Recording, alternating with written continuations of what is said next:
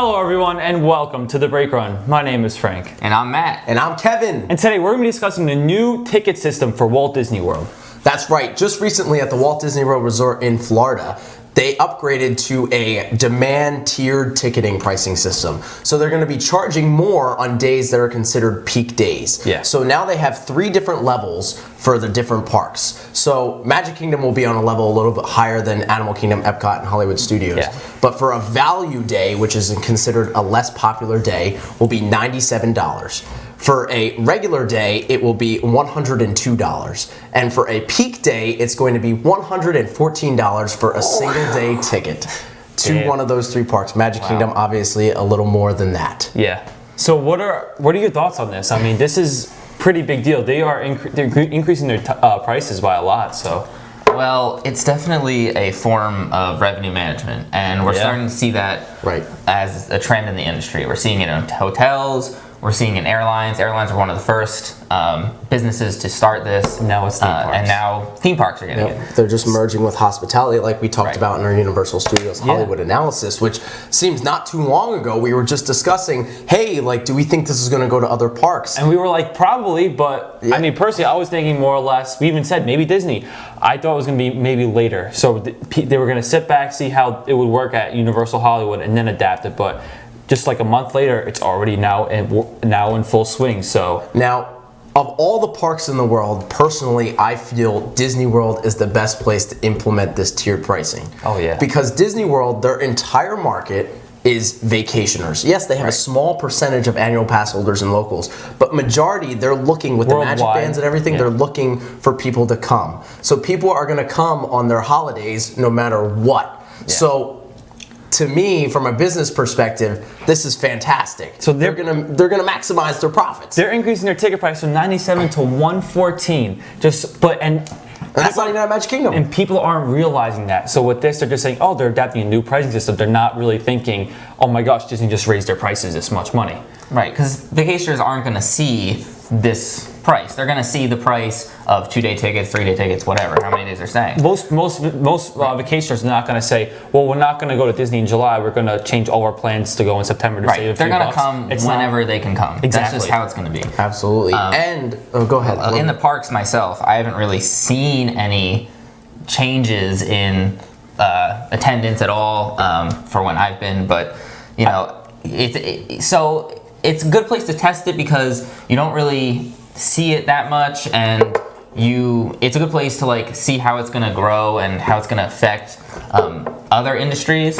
I feel like for now it's kind of just like it's not going to affect at first. It's going to be more or less a long-term effect. And it's going to increase their yearly profits. Not like it's been like a month now since this has been in place. So I don't think we're seeing a difference now. It's just going to be long-term. Right. Now, all of us kind of agree that this is a very smart business decision by Disney. Yeah. But I have to imagine there are some people who just don't agree with They're going to be furious. Yeah, exactly. So what do we think that Disney will lose business from this at all? No. I think people are going to be more pissed off, but I don't even think people are going to be pissed off, to be honest. I just think that it's just something they're going to have to live with. No one's going to stop going to Disney World because the tickets are just more take expensive. A look at when Disney raises its ticket prices, its attendance still goes up. Exactly. So it's not like this is almost easier because they still have the same value ticket. Yeah.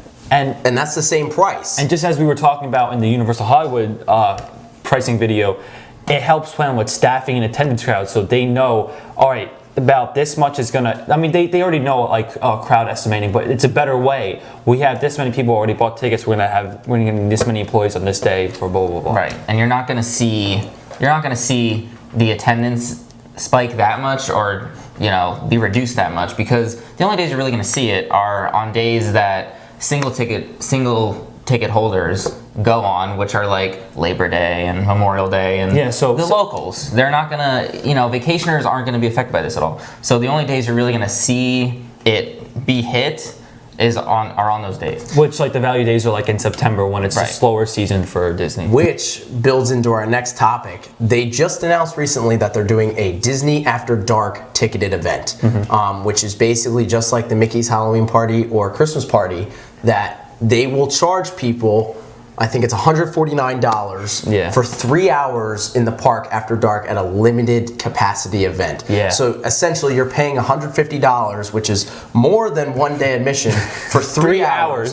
But it's going to be limited people, so the line should be short, as well as they did say there will be limited attractions and character meet and greets available. I mean, this goes back to the fact that Disney could charge whatever the heck they want for pricing, and people are still going to go just because it's Disney. Yeah. I mean, I personally think it's ridiculous. I would not pay $150 for 3 hours at a theme park when you could spend that money and just buy an annual pass if you wanted to in certain theme parks. Exactly. But people are still going to do it. I think it's really cool though that they're testing this, and you could do all the rides with no wait. But again, is it worth $150? Well, I definitely think that special ticketed events in theme parks are on the rise. With how popular that Halloween Horror Nights and Mickey's Halloween Party and even Mickey's Christmas Party are becoming, I think we could be seeing a lot more special ticketed events in parks in the future. This is for like the summertime, so I kind of think like if this works, Disney's gonna have, instead of having like a not so scary or Christmas party, they're trying to have their own summer party-esque thing. Could happen. You never know. And